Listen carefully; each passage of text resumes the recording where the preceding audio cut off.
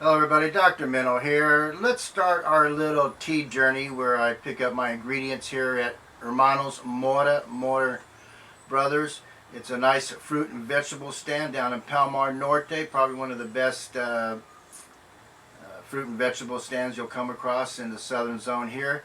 So you can see here some of the fruits and stuff, but that's not our emphasis today. Is going to be the herbs and spices.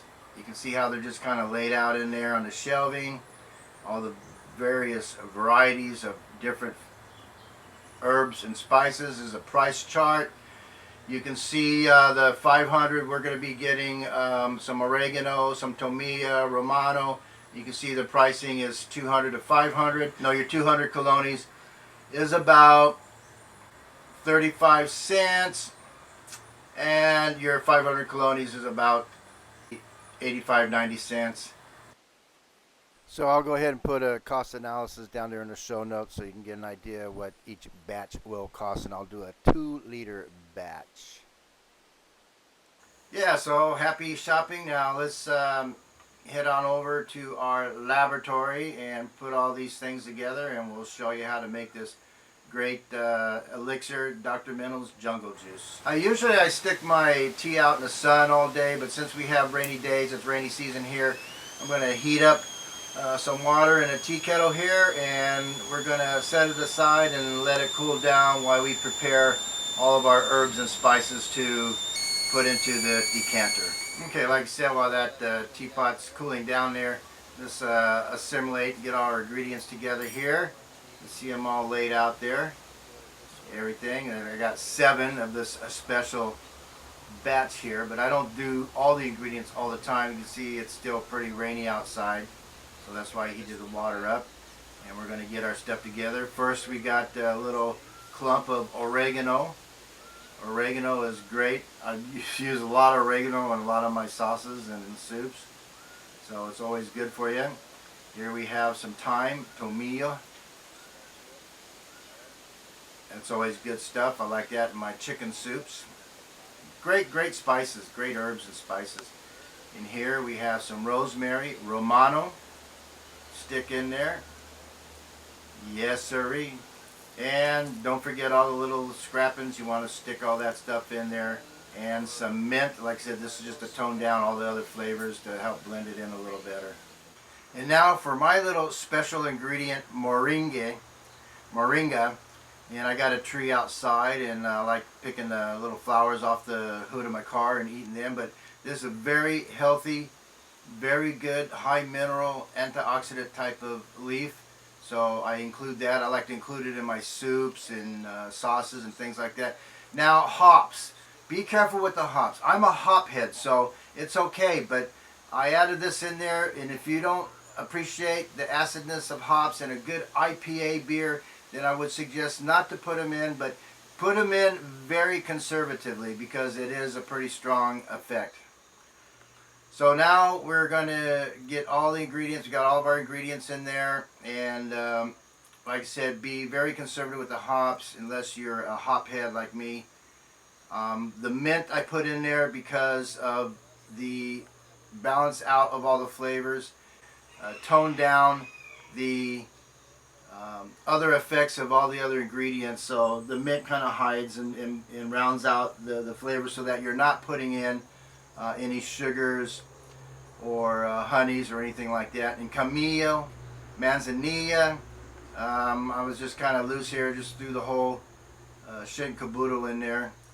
That's a good herb, good tea. It's commercialized around the world too. And looking around on the internet, some people suggested that you can sweeten this stuff up. That's why I put the mint in there. You can use blue agave nectar, or you can use some fresh honey, and make sure it's not flavored corn syrup.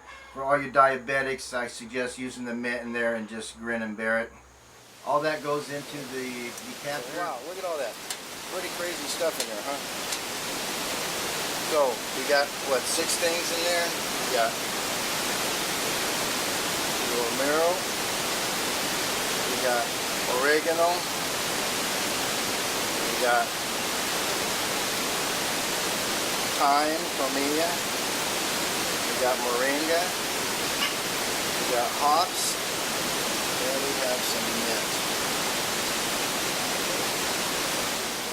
First, you don't want to do this too hot to crack the glass. That is for indoor time. You have to do it indoors. So we'll stick that in there like that. And we'll let that sit outside until it starts raining. We'll bring it in. But there we go. So obviously you can tell it's a rainy day. That's why sometimes I heat the water up first. It's just a little bit over 100 degrees. But I was able to stick this outside. So for about a half a day, let some radiation hit the ingredients there. So now we're going to decanter it, strain it out into our pitcher there with a strainer and a funnel. Makes it easy. Slides right in there pretty conveniently. And this is a little more of a concentrated batch that I normally make. And like I said, I'll put the break down the ingredients and the amounts down below, a little cost analysis. But we stick all that out, and I pretty much, after I fill that up, I put it in the refrigerator, and I'll take about 5-7 gulps, swigs out of it per day. Like I said, it's raining pretty good out there, so I got that covered up during all this. Yeah, since I kind of overdid the ingredients, I'm going to do a second running. And we used to do that on the beer and wine making. After we crush the grapes, we'll do a second running, rinse out all the particulates and sugars, and we'll do a second batch called a false wine. So this is what I'm going to do here. I'm going to fill this up with rainwater. So I'm going to be really cool, man, like a real cool tree hugger kind of person here. And fill this up with rainwater and let that sit out in the sun once again and make a second running. So the concentration of this will probably be half as concentrated as the original batch. And there's Chiquita. She's going to watch over everything for us here. And you can see even sitting out in the sun, it gets up to a little over 100 degrees, and that's sufficient to break down some more of the chemicals and minerals and nutrients inside all of your leafy material in there. So nice day in the sun, doesn't hurt. If you got a big rainy day, of course, you can heat the water up, but don't put it in at boiling. Let it cool down throughout the day. So you can see the difference here.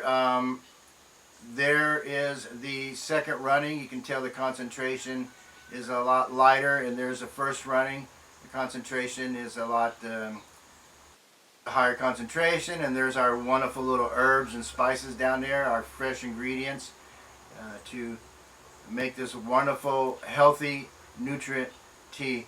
All the links will be down below. All the data will be down below. All the wonderful ingredients. I'm not going to talk about it all right now, so you got time to read it. Take some time. Quit watching the freaking TV and learn something new. Great tea, Dr. Meno's Jungle Juice for your health.